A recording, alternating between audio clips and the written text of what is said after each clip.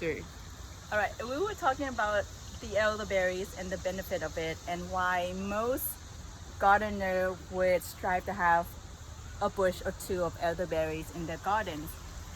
And in my household, during the winter time, we use two plants as immune booster. As even if the kids are sick, they're having a cold or runny nose and things like that, I do give them elderberries and then up the dosage, because now you're in curative rather than preventative. And I also use moringa, which I do have them growing in the garden. We'll look at those later.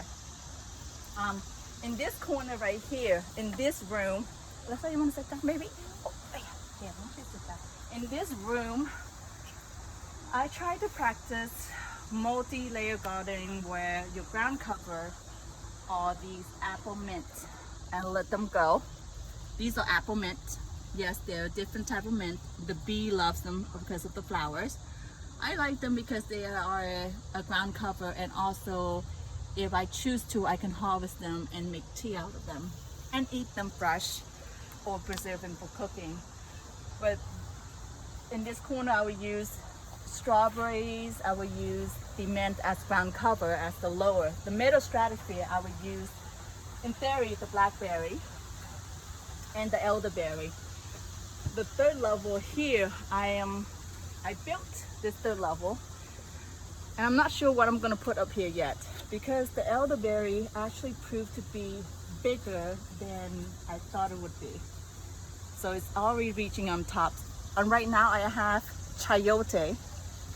So the method is this: before you design a permanent structure, you design a temporary structure. As you know, this is bamboo. It only lasts about 2 years, 3 years, so it's not a permanent structure for that sake. And it allows you time to build and redefine your garden, right? And meanwhile, you can use the space by putting annuals. This is chayote. Latinos and Asian use it. It's almost, you can use like a summer squash.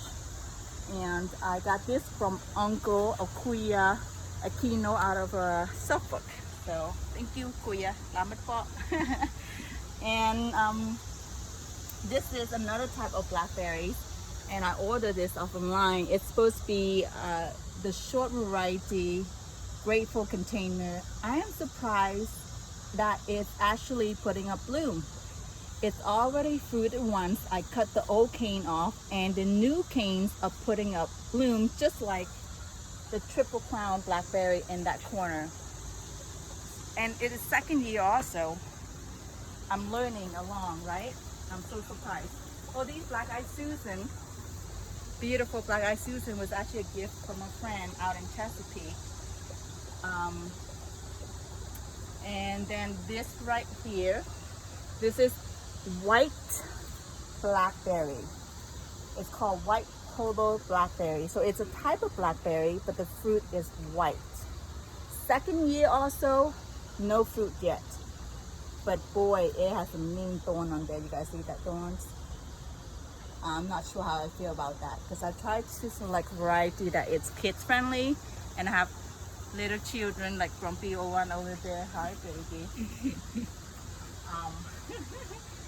And who eat straight from the gardens, and so I always want to select variety that is friendly toward them. All right, let's move to the next section. This section right here, this bed, it's a cover bed for all my brassicas. I think I have Brussels sprout and kohlrabi and dinosaur kales growing in there.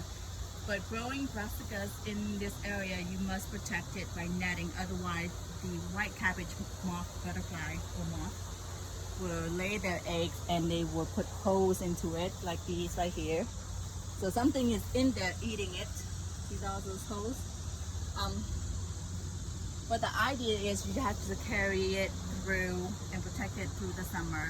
So that way, in the winter, they can grow and flourish and thrive, because this is really like winter food, right? I can use these leaves right now. I definitely can, and soup, saute, and whatever I want. But if I can get them, if I can protect them, they will definitely serve as a winter crop, which is great. I grew these, actually I put the seeds down this spring, and some like green onion beans, green onions. Just put the seeds down. They grow. These survive the whole winter and right into the summer. If I need something, I just came outside and get some. In the back right here, I do have. I don't know. I do have some fig tree. This fig tree is about 2 or 3 years old. It's my only fig tree. If you notice how small it is, because I keep them small, again, it's for the children. They're small, so I want them to be able to have access to the fruit if they want to. In the winter time, I would take this branch and I will lower it down like this by using some kind of anchor.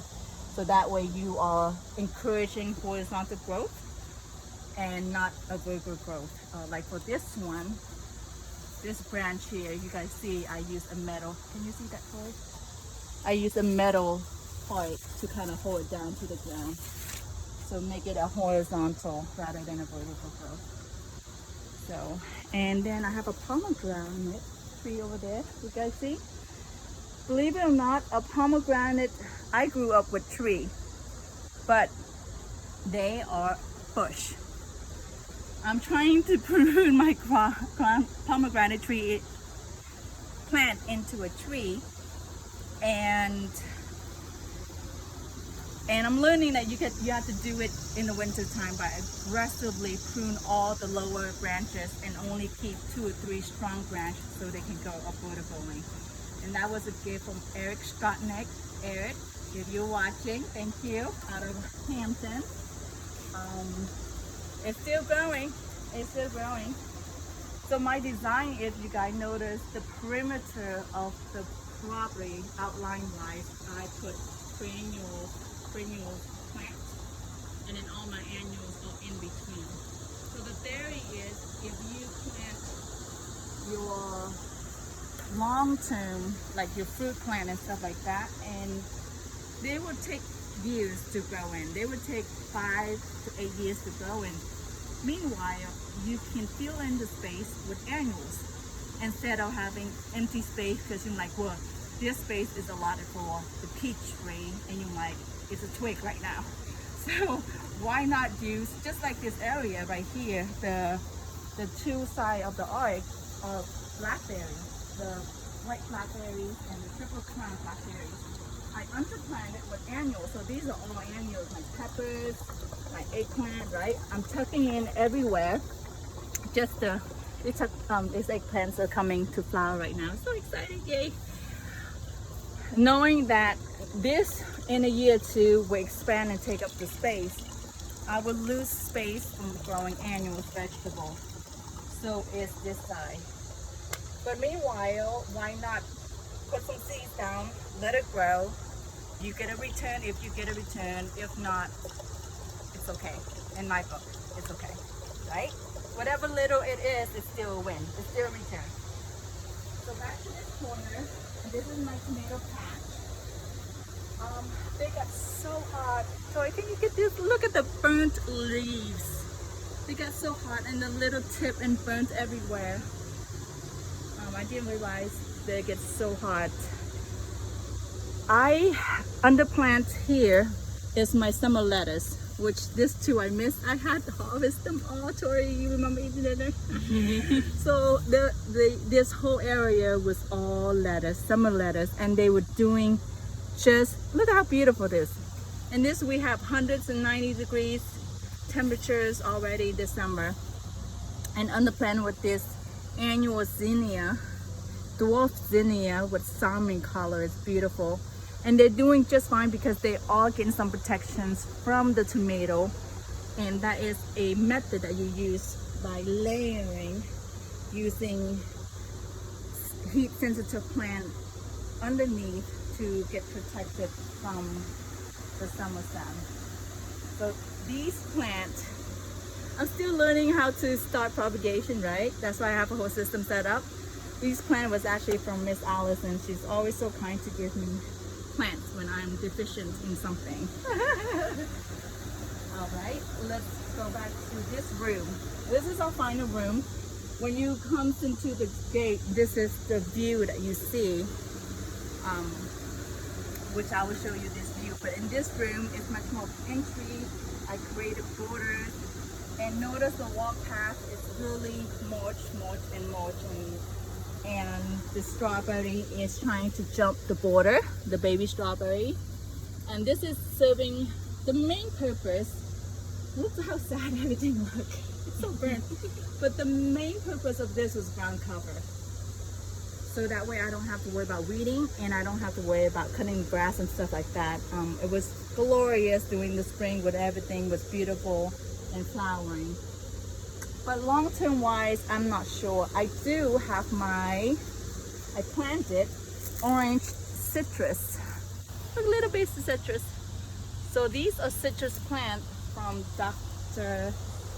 Saki out of Virginia Beach, right? He specialized in growing wholehearted citrus. So he gave me a couple of seedlings. I put them here. The vision wise, it's gonna grow big as like an archway or something like that. And I do, the strawberry is not productive, but that was not, if I get some fruits, I get some fruit, but the focus was filling the gaps, eliminating the weeds, just taking up space right now. Meanwhile, I figured out what I want to do. So gardening and designing comes in time. You don't make a garden in 1 year and say, whoo, I'm done. Things change, but meanwhile, you do want to kind of hold up the space by putting it in something temporary and knowing that, hey, you can go back and design it perfectly to the way you like it. So this is a work in progress. I do have a couple of high bush blueberries. I'm not sure. I'm putting them here. It's much more of a temporary housing because long-term why the blueberry and the citrus would interfere with each other, even though the citrus would go vertically, but these are high bush blueberry. So they go about 5 foot to 6 foot. So somebody has to go, but I think the blueberry will go. Right now it's a temporary housing. I'll probably have to move them to the back orchards. Back orchards with all the other permanent fruiting plants. This right here, I cut it down. This is the honeysuckle, Japanese honeysuckle. I cut it down because it got too big. It was difficult to open the gate. Under here, I'm cleaning up. I guess it's still a work in progress area. And this is, what is this now? Josterberries. Got that from the Master Gardener sale of Chesapeake. Again, not doing very much. Hadn't got any fruit yet, but of course when you grow something, it's not like you want fruit right away, right? You want it to establish. And I did propagate some this spring. Basically, before the shoot leafed out, you will cut the branch out, stick it in the ground, and that's how easy they are all propagated here. Nope, go find your daddy for that. Nope, go find daddy for that. See? No time. No time right now. They're always looking for me for something. Let's talk about this bed real quick. This bed is homemade. As you guys can see the whole frame. So the frame here is from the curbside. The door here is from the curbside. And literally you can open up like this and access to it. And this is all my leafy vegetable, my Asian greens and things like that. I'm trying to see what I can grow in the summertime, and it is doing well, but I found out it needs two things: water and protection from insect, weeds, of course, and then also shade from the intense sun. So you got to handle the insect, you got to handle the sun, you got to handle the water needs. But this project here was basically free, as long as you're not shy about picking up stuff on the side of the road. And as gardener, we're not shy. We're known to stop the car right there because we see a bag or two of leaves and grass cuttings so we can take it home. So those are like our liquid goals for us. This is a new bed. It had wheat before, and I just finally cleaned up a little bit and put something in temporary. But I do want to talk about this structure. This structure is brand new, about a month old. And yep, the kids are out now. It's in the evening. They're gonna play. And it's brand new because we finally know what we wanted to do. I have my kiwi. This is a 2-year-old kiwi. I'm training it to be on there. Yep. To be on there. And I built this with my husband. Nothing fancy because over time the kiwi is gonna grow there and like you don't really see anything, right? Like the grapes, the same concept there. You're not gonna see that it's rebarb and cattle panel on top because I built the same method here for our muscadine plate.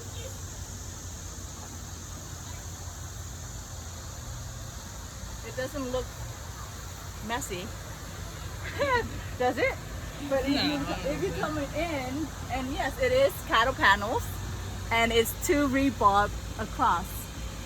And the plant doesn't care that it's really shabby looking. They're growing. I can access the fruit really easily, right? So these are all red muscadine grape, 4 years old, start fruiting on the 3rd years.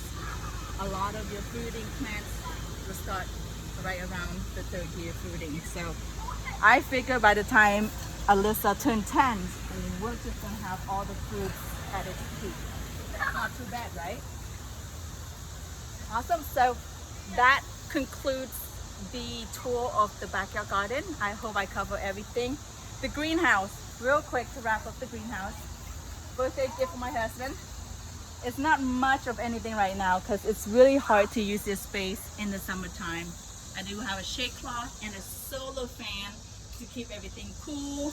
Right now I act as a dehydrator. On the floor I have some bulb drying for winter growing, and I have all my seeds. I save seeds for all my, and I don't use official name because this is my like small round white radish. I'm like, what is that, right? Only me. Arugula seeds and all the mustard seeds, fava beans. Look at them, they are dry and popping out of their shell. Fava bean seeds for winter planting. So right now they are drying. My okra spinach I had planted in here and I have not taken out yet, and it's sad looking. I don't know how it's surviving this heat with no water. I don't water this space. I think this is Swiss chard seeds that I'm drying right now, right? I do need to start some of the, take the seed and grow them so they can be planted. Look at that seeds. If you know how to save seed, let some of your bolting vegetable go to seeds and you can save your own seed. This is a bucket of calendulas. I have this massive calendula blooming in the spring, and these are the seeds. You take them out, you throw them on the ground, and they will grow in the fall for you and bloom magnificently in the spring. I grow calendula because I wanted to make salve and balm, and in here I put my oils. This is calendula flower, dried, homegrown, home harvested, and I think this is olive oil. And there's this lavender. So I harvest them, I let them sit in here, just sitting in the sun, doing its own thing. And I would take the oil and I would make salve with shea butter, with honey wax, because my son has eczema, so the calendula will help soothe his itching and dryness. That's what we do. We try to do that and try to be self-sufficient. My grapes here, this is a temporary design. It used to be along the fence over here, along the fence, but our new neighbor has a dog and dog cannot eat grapes. So I had moved it out of courtesy, just moved it and put it on the greenhouse, and then that also opened up the space for peach tree and apple tree and so on. So a little, still going, the sunflowers. It went down a little bit, so I had to like put a support. It's already broken at the base one time. Right? It's just hanging for their life. It's okay. Things want to grow, you grow. And these pears are doing well, and they're not ready to harvest yet, but kind of give you a perspective of how big they are. This is my hands, almost as big, right, on my palm. I have big hands. These are working hands. Cannot stay still. Got to do some work, right? Sorry. Yep. Did I point at this bed? I've not talked about this bed. This bed is right out of the patio, and for ground covers, I use flowers and also strawberries. I'm like, what the heck you call this? But these strawberries I had purchased from Anderson, and they had this beautiful dainty, look at this, they still putting bloom out, and I don't water them. It's hundreds of degrees out here. They still pushing out little fruits, beautiful little red flowers. And I don't have issue with birds eating them, because I think the birds, again, my garden is new, they haven't discovered yet. But the birds can't distinguish whether it's flower or it's fruit, because the flower is red and the fruit is red. And the kids will come out, and I see a couple of strawberry right here that they missed. Let's see if it's edible. Sometime. There it is. I'll take this one. Yep, sometime. So these are like not like your supermarket big strawberry or anything like that, but they're nice little dainty, beautiful strawberries. And the kids come out and they'll pop and have some snacks, right? Good. Right, strawberries. I do have a row of blueberries in here. Again, blueberry is a little bit difficult for me to grow. I'm still learning. They like wet, they like moisture. They don't like wet feet, but they like moisture and acidic. My garden is not, I mean, it's hot and it's clay soil in our area. That's why we have to do deep mulching down there to be able to grow things. But up here it's dry, it's not moist. I rarely water it.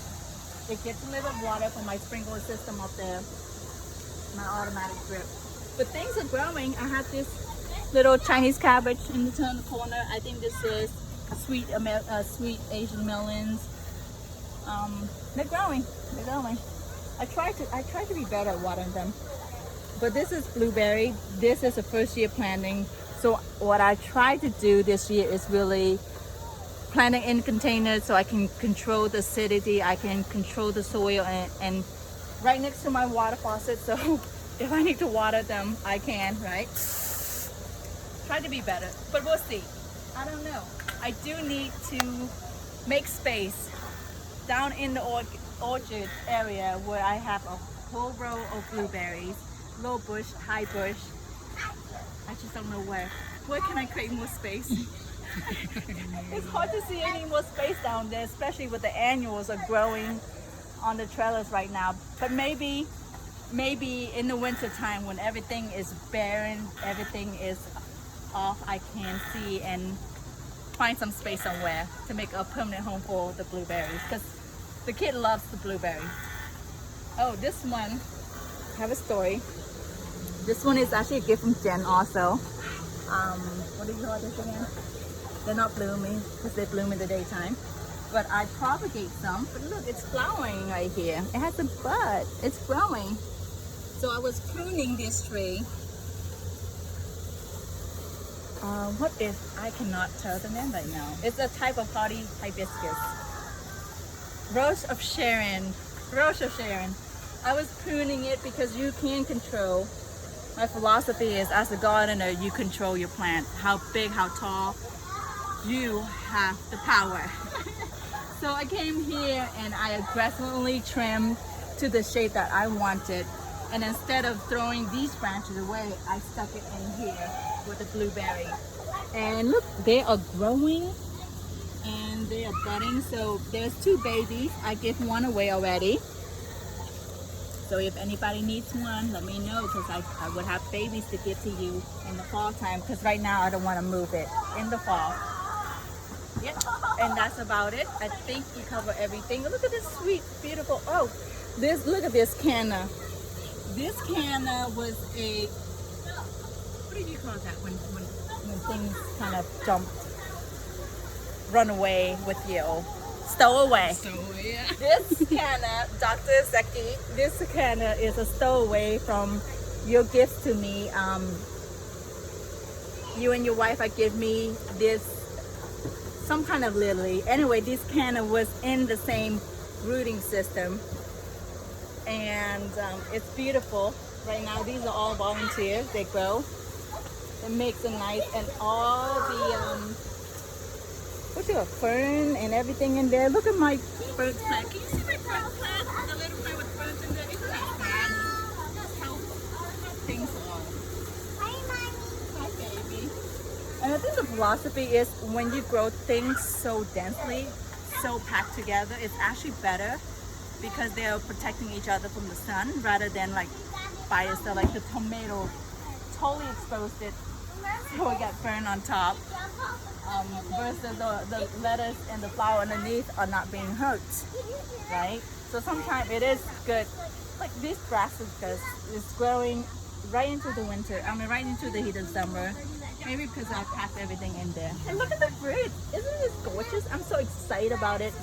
I'm hoping I get some. Oh, look at this. I'm so excited. I took a picture and showed Miss Allison. Oh, Miss Allison, I got some fruits. All right, so we're definitely gonna be ending the backyard gardens. These are the kids. Hi. It's Jessica. All right, bye.